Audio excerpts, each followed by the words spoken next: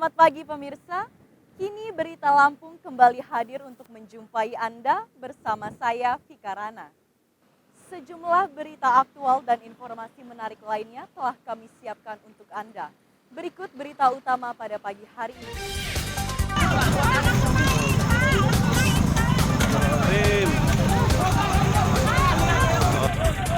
Dua mobil pemudik bertabrakan di Jalan Sumatera Lintas Tengah, 2 orang tewas.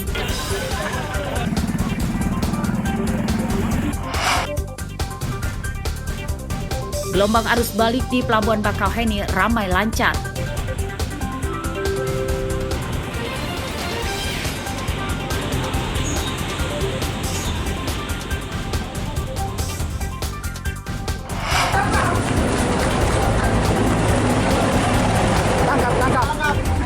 Seorang penyelundup puluhan kilogram ganja bersembunyi di kolong truk. Kau kan? Cepat. Nah, ini dia awalnya. 26, 27, 28 kilo ya.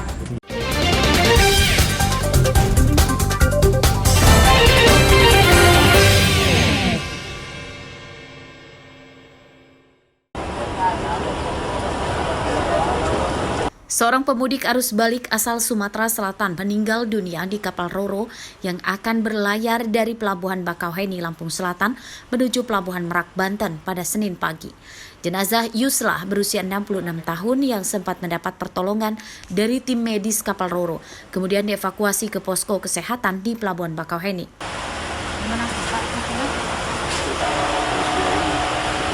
Menurut petugas, Yuslah meninggal dunia saat melakukan perjalanan arus balik ke Bekasi.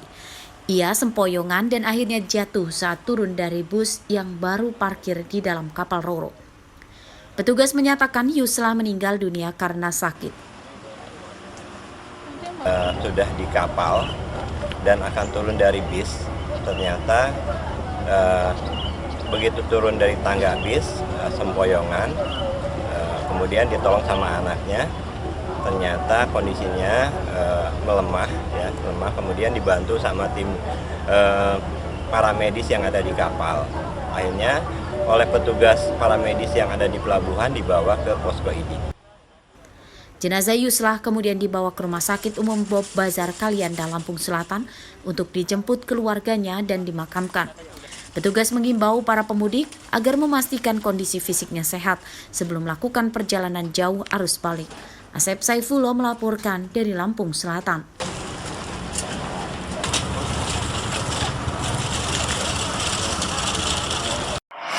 Nah, kejadian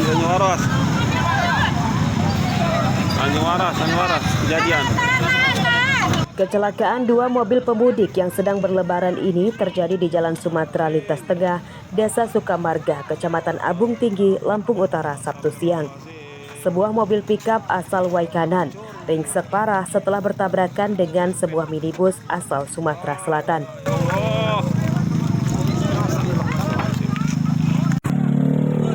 6 orang di dalam mobil pickup terluka akibat terjepit dalam kabin dan terpental dari bak. Sementara 2 orang di dalam minibus selamat. Evakuasi pengemudi pickup bernama Adi Purnama Irawan, 22 tahun, dan seorang balita yang terjepit dalam kabin berlangsung dramatis. Setelah kabin direnggangkan oleh warga, keduanya kemudian bisa dikeluarkan dan langsung dilarikan ke rumah sakit. Kecelakaan diduga terjadi ketika mobil pickup gagal menyalip. Saat pickup terlanjur berada di jalur kanan, datang sebuah minibus dari arah lawan dan tabrakan pun tidak terhindarkan. Mobil pickup dari arah Bukit, mobil dari arah Kota-Bumi. Dia sudah ban kiri udah ngangkat, banting lagi ke ban mobil ini.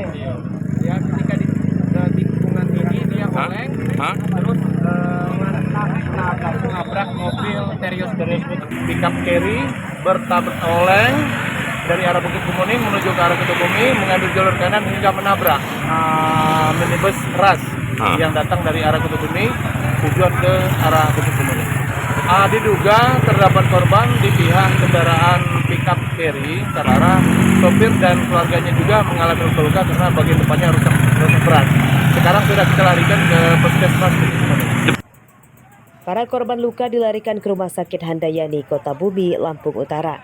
Namun setelah beberapa jam dirawat di rumah sakit, 2 penumpang pickup yakni balita 4 tahun bernama Chelsea Alesa yang terjepit dalam kabin dan kakeknya bernama Sukardi 65 tahun yang terpental dari bak pickup akhirnya meninggal dunia. Ardi Yohaba melaporkan dari Lampung Utara.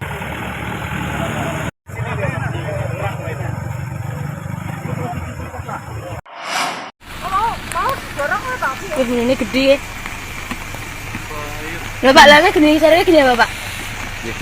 Mobil minibus ini terbakar di Jalan Tanjakan Lintas Rawapitu, Desa Bawang Tirto, Kecamatan Tulang Bawang, Sabtu sore.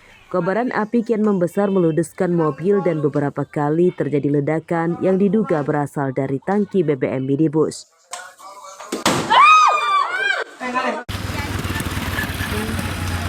Mobil yang terbakar ini milik pemudik bernama Avandi, warga Merak, Banten yang sedang berlebaran di kampung halaman. Mobil terbakar saat dalam perjalanan pulang ke rumah orang tuanya usai berlebaran ke rumah keluarganya di luar kota. Saat melintasi jalan menanjak, tiba-tiba muncul kobaran api dari ruang mesin depan pengemudi. Para penumpang kemudian menyelamatkan diri keluar dari dalam mobil. Penyebab kebakaran diduga korsleting listrik dari dalam ruang mesin.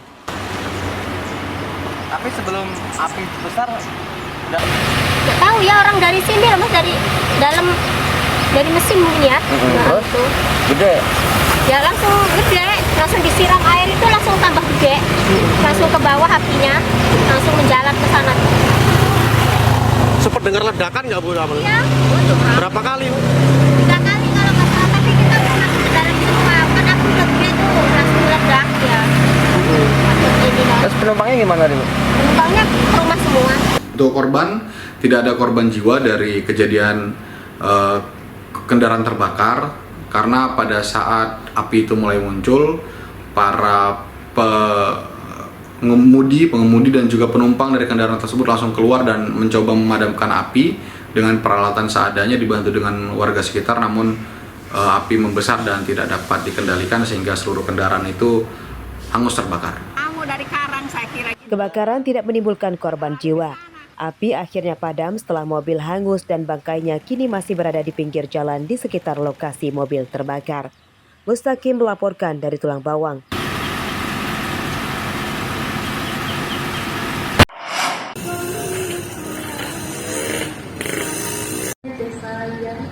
Pelaksanaan arus balik dari Sumatera ke Jawa melalui Pelabuhan Bakauheni, Lampung Selatan diklaim lebih baik dibanding saat arus mudik di Pelabuhan Merak, Banten.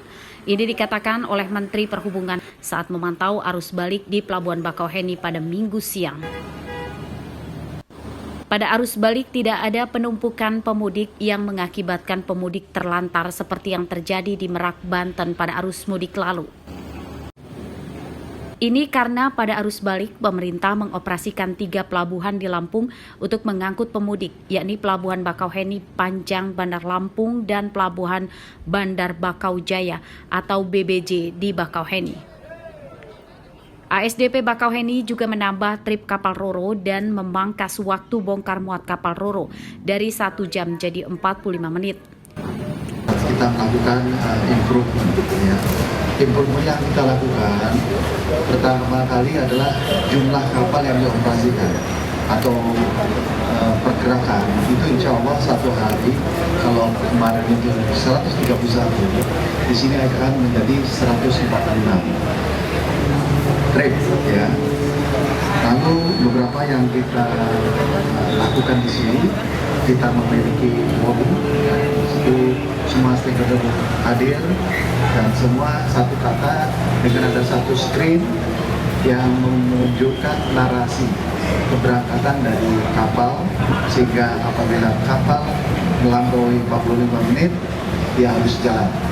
Sebaliknya SPP juga harus dilaksanakan kurang dari 5 menit sehingga tidak ada delay yang berarti.